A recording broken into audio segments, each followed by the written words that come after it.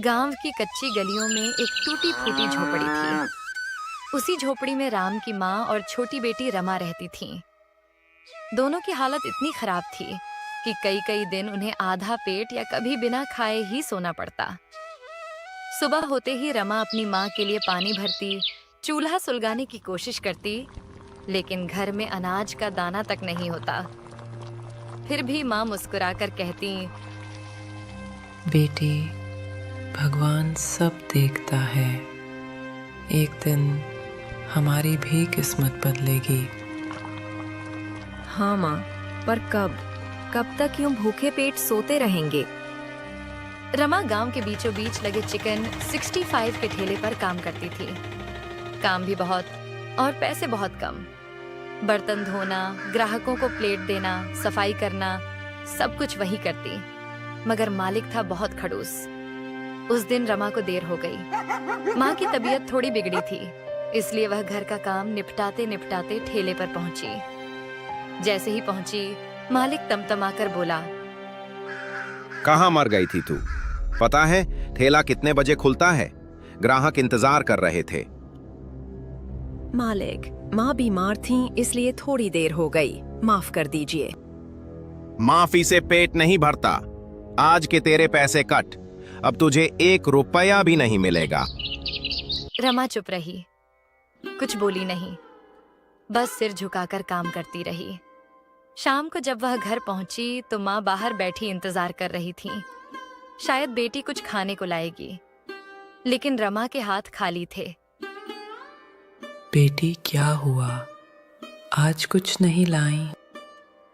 मालिक ने पैसे ही नहीं दिए माँ, देर से पहुंचने के कारण। आज हमें भूखे पेट ही सोना होगा। कोई बात नहीं बेटा, अब तो आदत सी हो गई है। तू चिंता मत कर, कल अच्छा होगा।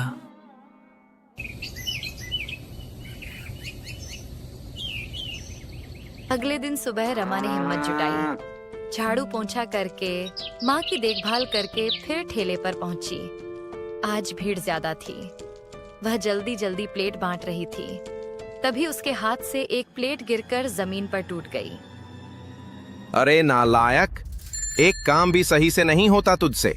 अब इस प्लेट का पैसा कौन देगा? मालिक, माफ कीजिए, मैं उठा लेती हूँ। अब उठाकर क्या करेगी? खराब तो हो गया, तू बेकार है। बस अब बहुत हो गया, कल से यहाँ मत आना, निकल जा। मालिक, ऐसा मत कीजिए, मुझे पैसों की बहुत जरूरत है। मैं और कोई काम कहाँ ढूंढूंगी? मुझे कुछ सुनना नहीं। कल से तू यहाँ नहीं दिखनी चाहिए।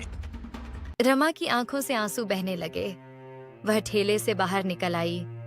उसी वक्त एक बूढ़ा आदमी कोने में बैठा यह सब देख रहा था। उसका दिल पिघल गया। वह रमा के पीछे आया और बोला, बेटी, ठहरो। हाँ, मैंने सब देखा। तेरे साथ बहुत अन्याय हुआ। आप? मैं सोच रहा था, क्या तू मेरा ठेला चलाना चाहेगी? मगर मेरे पास ठेला कहाँ है? और मुझे पकाना भी नहीं आता। उसकी चिंता मत कर, ठेला भी मैं दूंगा और पकाना भी सिखाऊंगा। सच में? आप मेरे लिए इतना करेंगे? हाँ बेटी, तू मुझे अपनी बेटी जैसी लगती है।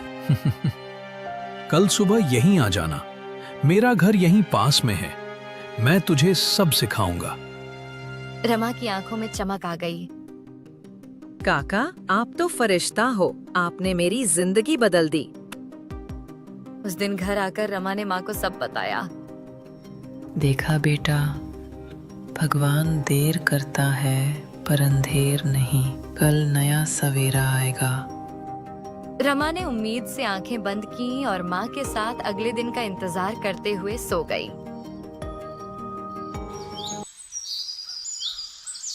अगली सुबह रमा जल्दी उठी। माँ अभी नींद में थी, लेकिन रमा के चेहरे पर पहली बार उम्मीद की रोशनी थी। वह जल्दी से तैयार होकर उस जगह पहुंची जहां काका का घर था। काका बाहर ही खड़े मिले। आ गई बेटी, चलो अंदर आओ। आज से तुम्हारी जिंदगी नई दिशा लेगी। घर के भीतर एक सादगी भरा आंगन था। वहां काका की पत्नी भी बैठी थी। जैसे ही उन्होंने रमा को देखा, उनकी आंखों में ममता भर आई। अरे, ये तो बिल्कुल मेरी बेटी जैसी है। तुम्हें देखकर मुझे अपनी गुजरी हुई बेटी की याद आ गई। अगर आप इजाजत दें तो मुझे भी अपनी बेटी मान लीजिए। तो बताओ बेटी, तुम्हें इडली सांभर, मेदू वड़ा या वड़ा पाव जैसे कुछ बनाना आता है? नहीं काका, इनमें से कुछ भी बनाना नहीं आता। काका कुछ देर सोच में डूबे, फिर बोले, तो बताओ, तुम्हें क्या बनाना आता है? काका, मैं बस आलू और मिर्च के पकौड़े बना लेती हूँ। पकौड़े अच्छे होते हैं, लेकिन सिर्फ आलू और मिर्च के पकौड़े ज्यादा नहीं बिकते। ये तो बस बरसात के मौसम में चलते हैं। इतना सुनकर काकी बोली, तो क्यों ना हम कुछ अलग करें, कुछ ऐसा जो लोगों ने सोचा भी ना हो। रमा हैरान रह गई। अलग मतलब कैसा काकी? आजकल लोग मटन और चिकन के बहुत दीवाने हैं। क्यों ना हम मटन के पकौड़े बनाएं? ये जरा हटके डिश होगी और मुझे यकीन है कि लोग इसे पसंद करेंगे। मटन के पकौड़े? लेकिन मुझे तो बनाना आता ही नहीं। उसकी चिंता मत कर, मैं तुम्हें सब सिखाऊंगी बेटी। ठीक है, तो तय हुआ। अब से रमा का ठेला मटन के पकौड़े का होगा। रमा की आंखें चमक उठी। सच में काका? मैं तो सोच भी नहीं सकती थी कि ऐसा होगा। हाँ बेटी, यही तो असली शुरुआत है। काकी ने तुरंत तैयारी करने को कहा। चलो, अब जल्दी से बाजार से मटन और बेसन ले आओ। आज ही रमा को सिखाते हैं। काका तुरंत बाजार निकल गए और थोड़ी देर में ताजा मटन, बेसन और जरूरी मसाले लेकर लौटे। काकी ने मटन को अच्छे से धोकर बराबर छोटे छोटे टुकड़ों में काटा। फिर उसमें दही, अदरक लहसुन का पेस्ट, नमक, हल्दी, मिर्च और थोड़ा नींबू निचोड़कर मैरिनेट कर दिया। रमा बड़ी ध्यान से सब देख रही थी। काकी, ये मसाले कब तक लगा कर रखना होगा? कम से कम आधा घंटा। तभी मसाले अच्छे से घुसते हैं और पकौड़े मजेदार बनते हैं। फिर काकी ने बेसन का घोल बनाया, न बहुत गाढ़ा न बहुत पतला। उसमें मैरिनेट किया हुआ मटन डाला और गर्म तेल में डालकर पकौड़े तलने लगी। तेल में पकौड़े तैरते ही खुशबू पूरे घर में फैल गई। थोड़ी देर बाद कुरकुरे सुनहरे पकौड़े तैयार थे। काका और रमा ने छक्कर देखा। वाह, लाजवाब! रमा, ये तो धूम मचा देंगे गांव में। सच में बहुत करारे और मजेदार बने हैं। काकी, आप तो जादूगर हैं। अब ये जादू तुमको सीखना होगा। याद रहा ना सब? हाँ काकी, अब सब याद है। कल से मैं खुद बना लूंगी। काका ने मुस्कुराकर एक पुराना ठेला रमा को दिखाया। ये ठेला कई सालों से पड़ा है, अब ये तुम्हारा है। कल से यहीं पर तुम अपना काम शुरू करोगी। आप दोनों ने तो मेरी किस्मत बदल दी। मैं आपकी उम्मीदों पर खरी उतरूंगी। शाम को रमा थोड़े से पकौड़े घर ले गई। माँ ने जैसे ही खाया, उनके चेहरे पर मुस्कान आ गई। बेटी, ये तो कमाल के हैं। क्या तुम इन्हें ठेले पर बेचोगी? हाँ माँ, कल से यही मेरा नया काम होगा। लोग इन पकौड़ों के दीवाने हो जाएंगे। भगवान तेरी मेहनत रंग लाए। रमा ने पहली बार खुद को कमजोर नहीं बल्कि मजबूत महसूस किया। उसे लग रहा था कल उसके जीवन का नया सफर शुरू होगा।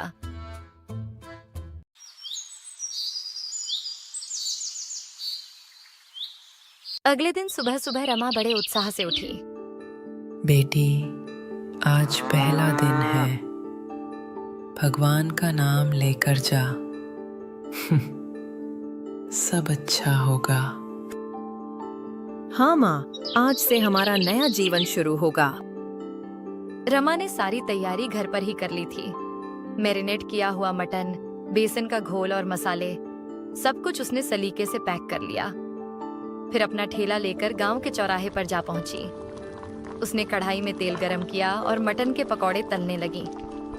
पकते ही ऐसी खुशबू फैली कि राह चलते लोग ठहर कर देखने लगे, लेकिन कोई आगे बढ़कर खरीदने नहीं आ रहा था।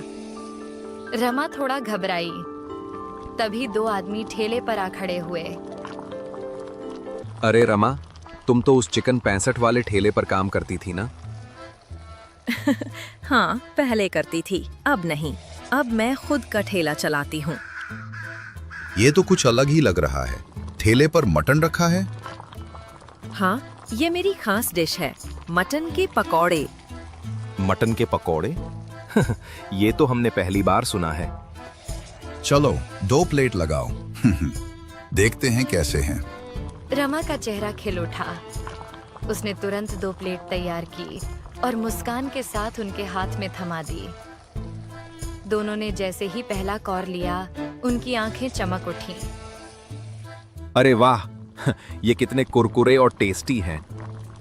मैंने अपनी पूरी जिंदगी में ऐसे पकौड़े नहीं खाए। रमा, ये तो कमाल है। रमा की आंखों में खुशी झलक उठी। तभी पहला आदमी बोला, मेरी बीवी को भी जरूर पसंद आएंगे। 1 प्लेट पैक कर दो। धीरे धीरे आसपास के लोग इकट्ठा होने लगे। सबको नई डिश की खुशबू और चर्चा खींच लाई। एक एक करके लोग ऑर्डर देने लगे। देखते ही देखते रमा के ठेले पर भीड़ उमड़ पड़ी। कुछ ही देर में सारे पकौड़े बिक गए। ठेला खाली हो गया, लेकिन रमा के पैसे की थैली भर चुकी थी। शाम को उसने ठेला समेटा और सीधे काका के घर पहुंची। काका, काकी, आज तो कमाल हो गया। सारे पकौड़े बिक गए, सबको बहुत पसंद आए। ये सब आपकी वजह से हुआ। बेटी, असली मेहनत तुम्हारी है, हमने बस रास्ता दिखाया। अब देखना, तुम्हारा नाम पूरे गांव में होगा। रमा घर लौटी तो माँ पहले से दरवाजे पर खड़ी इंतजार कर रही थी। कैसा रहा पहला दिन बेटी? माँ, सारे पकौड़े बिक गए, हमारे पास अच्छे पैसे आ गए। अब हमें भूखे नहीं सोना पड़ेगा। सच? भगवान तेरा भला करे। अब से हमारी सारी परेशानियां खत्म होंगी माँ। ये मटन के पकौड़े ही हमारी किस्मत बदल देंगे। उस रात रमा ने चैन की नींद ली। भूख की जगह पेट भरा था और बेबसी की जगह उम्मीद। गांव की गलियों में अब एक नई सुगंध फैल चुकी थी, रमा के मटन पकौड़ों की सफलता की सुगंध।